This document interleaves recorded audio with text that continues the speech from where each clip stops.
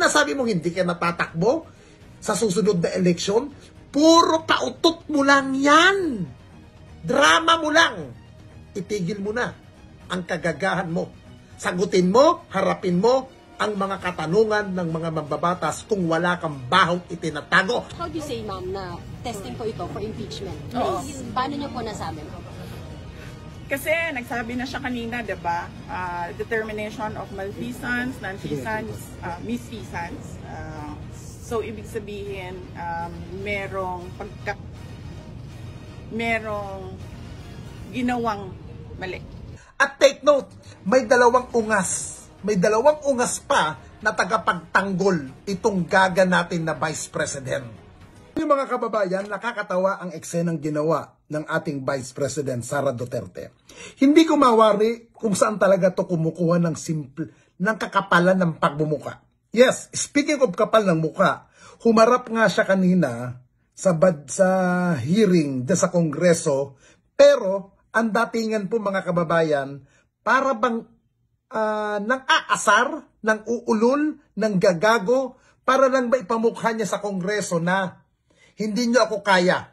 Hindi niyo ako kayang pilitin magsalita. Ganun ba ang datingan? At take note, may dalawang ungas pa na tagapagtanggol itong gaga natin na Vice President.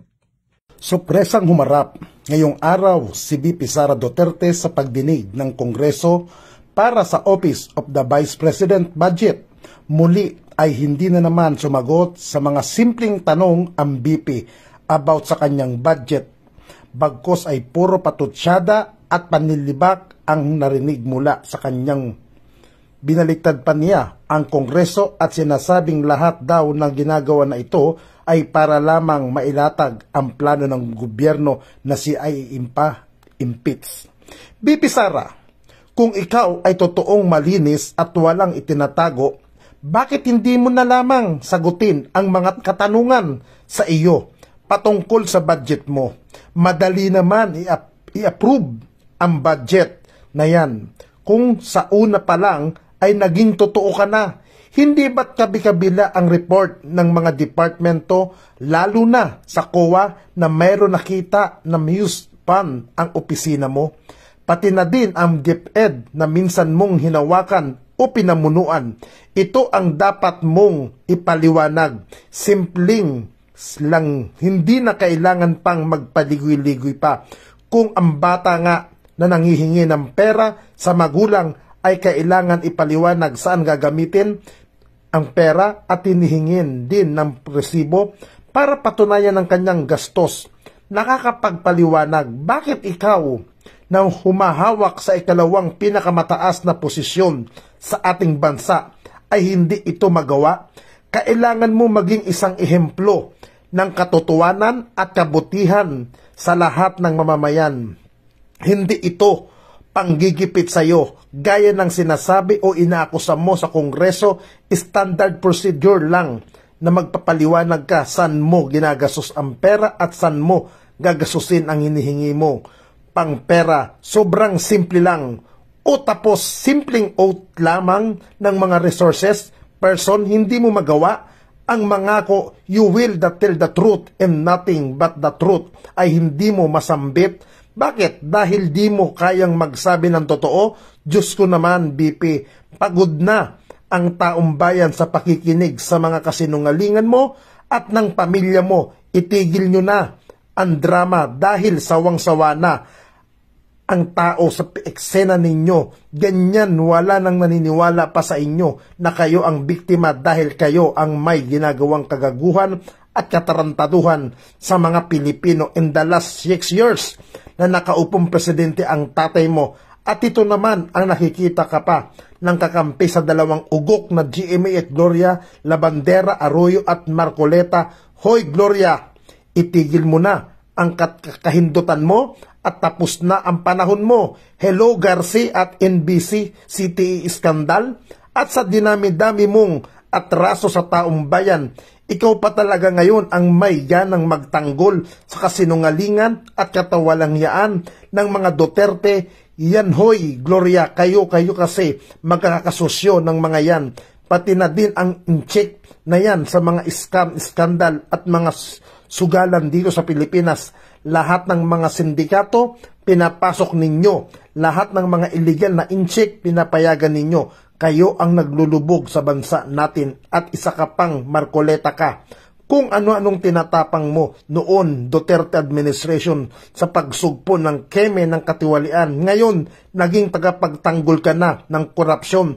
Honesty at accountability lang ang hinihingi ng Kongreso at ng taong bayan kay Sara Duterte. Bakit hindi pa ninyo masagot at maipaliwanag? Masyado ka naman halata, Marcoleta. Oo, kaalyado ka nila. Pero kapag alam natin bulok at mali, ay dapat na natin itama. Hindi natin dapat pinaprotektahan ang katiwalian at korupsyon. Ang mali ay mali. Ipaliwanag ang dapat ipaliwanag. Huwag pagtakpan ang kabulukan ng Inday Sara na yan.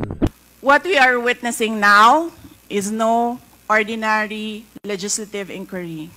This exercise is a well-funded and coordinated political attack. This much is evident from the very words of the privileged speech that prompted this inquiry. A speech that simply meant to say, do not vote for Sara on 2028. It is clear to me that this inquiry is not about misused funds, accountability, or governance. Instead, it is solely aimed at discrediting my name and my office to prevent future political contests. Antayin natin yung articles of impeachment. Doon tayo magbabase kung ano yung isasagot natin dahil hindi naman natin alam kung ano talaga yung final na isusulat nila. Nagte-testing sila ngayon kung ano yung gagawin nila. But how do you say, ma'am, na testing po ito for impeachment? Oo. Paano niyo po nasabi, ma'am? Kasi nagsabi na siya kanina, diba? Determination of malfeasance, nonfeasance, misfeasance. So, ibig sabihin, merong ginawang mali. Yun yung posisyon ko. Nagpa-practice sila kung ano yung kakagat sa impeachment.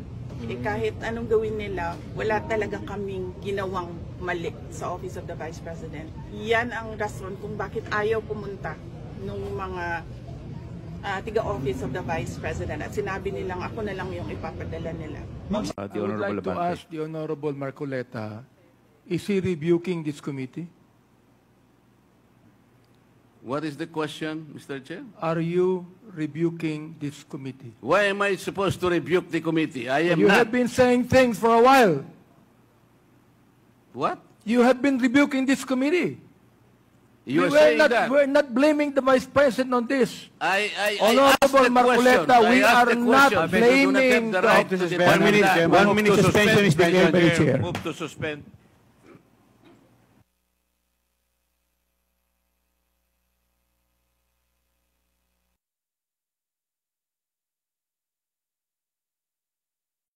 Nagagambala ako. Maliwanag na may kakulangan sa wastong pagpapasya ang nangyaring pagtawag sa telepono. Pinagsisisihan ko ito ng lubos.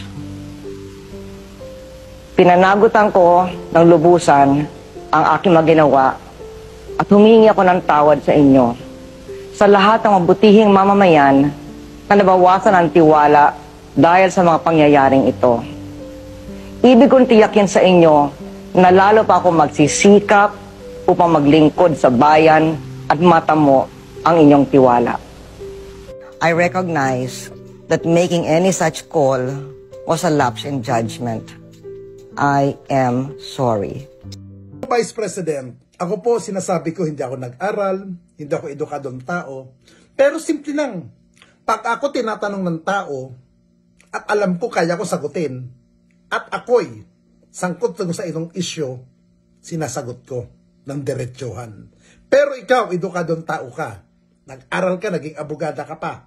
Pero I don't know kung saan napunta ang utak mo. Nakakahiya ka. Simpleng katanungan, saan mo dinadala ang pera namin na mamayan, pero hindi mo masagot ng diretsyo. Ang dami mong drama. Totoo lang. Ngayon, kung ikay inaanuhan ka ng mga kaproblemahan, yan ay gawa mo. Yan ang gawa mo na problemang kinasasangkutan mo. Huwag mong gagamitin ang taong bayan para sa pang-personal mong agenda. At yung sinasabi mong hindi ka natatakbo sa susunod na eleksyon, puro pautot mo lang yan. Drama mo lang. Itigil mo na ang kagagahan mo. Sagutin mo, harapin mo ang mga katanungan ng mga mambabatas kung wala kang bahong itinatago. Punyeta!